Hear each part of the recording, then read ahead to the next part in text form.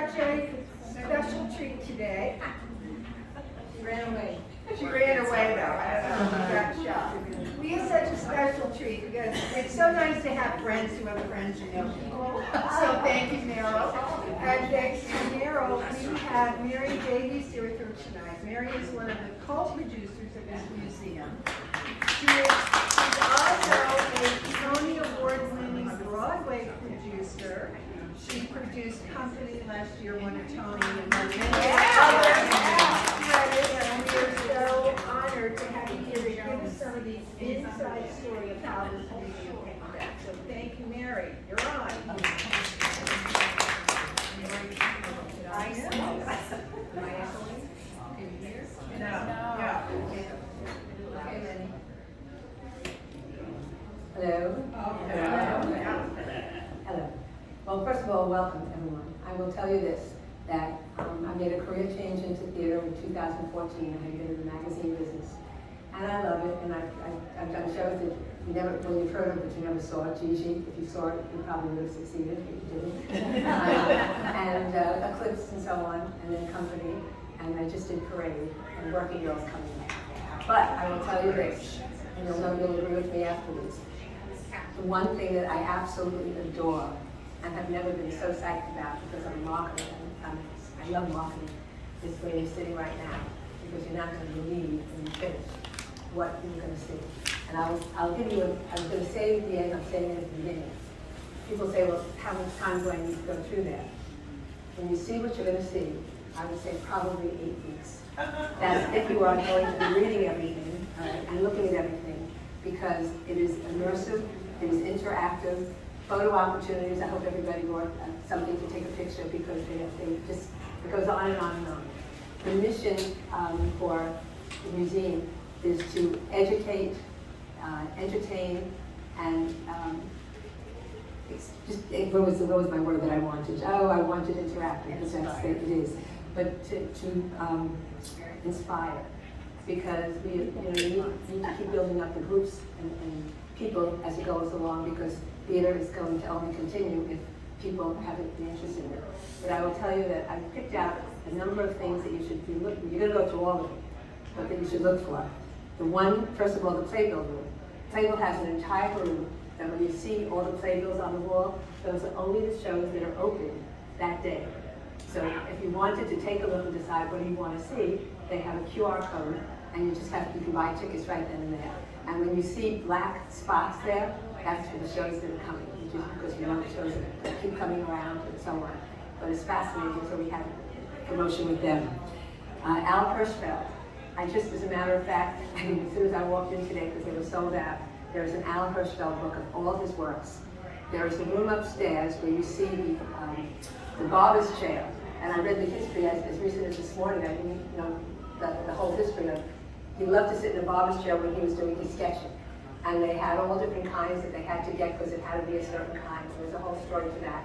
But there's an entire room, and not only the chairs there, but you have the opportunity to make your own Hirschfeld paintings yourself. I wouldn't suggest doing it because the outcome is very devastating. My nose ended up in the corner because you only have certain choices to use, but at least you'd have something to take home, right? The other ones, what you end up seeing is this is the past, the present, and the future. That's what's in this 26,000 square feet. All right, and by the way, I should segue to one other thing. Stop for a second. I had gotten involved with them 4 years ago. 4 years ago, it was going to be a 4-month pop-up, all right? Now, I think it was FOMA. You know what FOMA is? F-O-M-A? Fear of missing out. Fear of missing out. I think that's why I didn't know. That's also why none of my friends knew I was involved, because I wouldn't talk to them about it because it was very risky and I would never think to get them involved.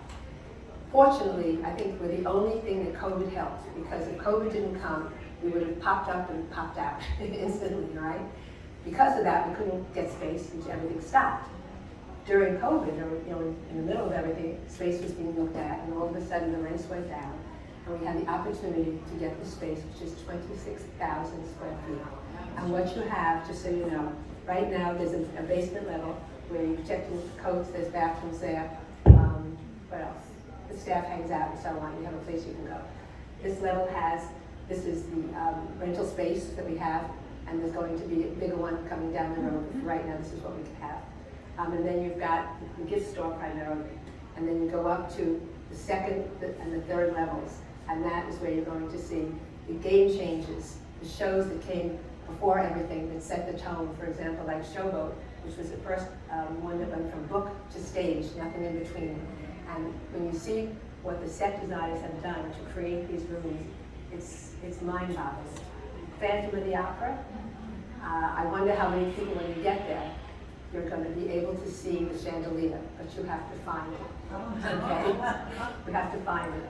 And there's a certain way that there are ambassadors throughout every place you go. So you're going to have people who will tell you a little bit about the room and what things are and what to do and so on, so you're not on your own. But Oklahoma, another game changer. Remember the corners as high as an elephant's eye? Well, I had been here when they were first getting things set, and the room was just like an empty room. I come back and the corner's as high as an elephant's eye, okay? And you have the opportunity to take pictures amongst the corn. You have, Company. Company has a lot of opportunities. I didn't do it. By the way, the closest thing I can take credit for is someone said, Merrie, how did they decide on the red for this museum? I said, they match my nail polish. But Company has, how many people saw Company? Okay. All right, then you will recognize the big blue and white sign that says Company, and you can actually sit there and swing on it, or you can't swing on it, but you can recline. They have the table where Bobby sat, where her birthday cake is. You can sit there, or if you remember, she was reduced to miniature, right? The Alice in Wonderland. So you can have an opportunity to sit in a little chair. Because I am a collector of miniatures, right? I have over 2,000 miniature chairs and other things, and ugly snowmen and children's pull toys, etc., etc. So there's many things here that will appeal to me and may appeal to you too. What else should I talk about? Well, Oklahoma Company, Cabaret. You remember the scenes with Cabaret where she's sitting on the chair, right? Being hat. Photo op for everybody here. It's all sitting and waiting for you. The producers are great, because not only is the door leading to the room saying the producers, so you can take pictures in front, but then you can go into the room, sit down at the desk, get on a phone, and look like you're fighting with someone, which is, right? I mean, they've taken painstaking efforts to recreate everything that you will remember, to bring back the stories of things. When you first start out, when you first go up to the third floor, you're going to be taken into a room for, I think it's about a 4-minute movie video from the 1700s where things came, because Times Square was not Times Square. I mean, Broadway was way downtown and it moved up, but it will give you an understanding of the theater owners that were there, the Schuberts, the Nederlanders, the Judamsons, and who took over and what they did and so on. I would suggest if you sit in the center, I've always sat on the side, and there was one man, I think it's the Schubert family, where his head is, because it scrolls, and his head has been in 2 pieces. If you sit in the center, it's all put together. It's a little trivia. No one else noticed it but me. Let me see here. I have to tell you, because I love miniatures. On one of the floors, when you come off and winding around, you're going to notice the boots from Kinky Boots. But then as you angle into the room, this huge, huge glass display by Wicked. And this is amazing. And what they have done is they have taken the entire show. When you first walk into the theater, picture a vitrine of miniatures, all right? So you see, on one side, when you're looking at it, you see how they just walked into the theater, and they have all little people, everything's miniaturized, and they have all the little people going into the theater up the escalators. When you go around to the side, you end up seeing the rooms where they do the wigs, where they do, and again, little, the wigs, the clothing, someone's ironing below. You see all the backstage work that it takes to make that show happen. It's fascinating, and that, you talk about marketing. I think in this whole place, that's probably one of the best pieces of promotion you could ever have, because it pulls you in. I don't care whether you collect it, it doesn't matter, but it gives you a whole story about what they're about, and it's fascinating. David Rockwell is at the end, but when you're coming out, you'll see David Rockwell has created the behind the scenes of everything it takes to make a show. And what's great about this is that, there's all kinds of special things in our industry that we have for kids to learn about what you can do in the theater. in terms of, you know, it's not just acting. You know, when people look at TV, they think it's just the commercials and you know, and being in front. But the behind-the-scenes opportunity. And what he has done is he's taken it, and you see things on the wall to read, but there's lots of videos. And I've taken the time to listen to them, and they're fascinating because you find out, you know, what does forget producers, but all the behind-the-scenes jobs that exist to get the show from page to stage. And so suddenly someone can say, you know, that sounds interesting, it's something I can do. And he's created the whole thing, so if you know nothing about the behind the scenes, it will take you from beginning to end of how that happens. And it's, I mean, it is mind-boggling. The images is other points that I liked to mention. I think the fact that it touches on so many things. When I came here, when it was still in process, and there was a guy sitting on the floor painting on the wall. And I asked him, I introduced myself, and he said his name was Ben West. I had no idea. I should have read my own literature. I possibly would have known it. I had no idea. I assumed he just did that little wall, that little piece, and he was touching it up before we opened. It turns out Ben West is a historian. In 2014, he started gathering all, not for here, just for himself. He started gathering all the information you could find about theater, past, present, future, everything. And he had all of this gathered, and somehow people at the museum found out about him, and he became a historian. And when you get to upstairs, you're going to see a timeline starts, and it goes, you know, top to bottom. The whole walls are covered. If you read it, you will learn about every single show that has ever been, and pieces of things and gossip and all that stuff. He did it all. He did it all, and I cracked up and said, I thought you were just touching up your little area, and then there was somebody else who was touching up the next little area. It's educational. When I mentioned about helping kids, I don't know, has anybody ever heard of Inside Broadway? Okay, Inside Broadway, Michael Press started it. It's 40-year anniversary. And I remember going to the first one. What he does is all the schools in the 5 boroughs, but the disadvantaged schools. The kids are invited to see a show, and this is how they do it. I've seen King County, I'll tell you the one we just saw. We just saw Into the Woods. Has anybody seen Into the Woods here in the spring? Okay. What happens that day, and it's amazing. Ooh, I'm not used to this. Lenny's okay? It's fine. Okay. There's someone living in there. From the 2nd grade, I mean, I remember in the 2nd grade, I was lucky I sat upright by myself. I could not fathom this, but kids from the 2nd grade up through mid-school were there. There were between, I think, about 600 students. And what they do is produce and introduce and welcomes them, tell a little bit about the show, and then he starts to introduce the lighting designer, the set designer. And what happens is that when the lighting designer is introduced, he starts doing things on the stage because some of the musicians were there, not the full cast, but some of the musicians were there.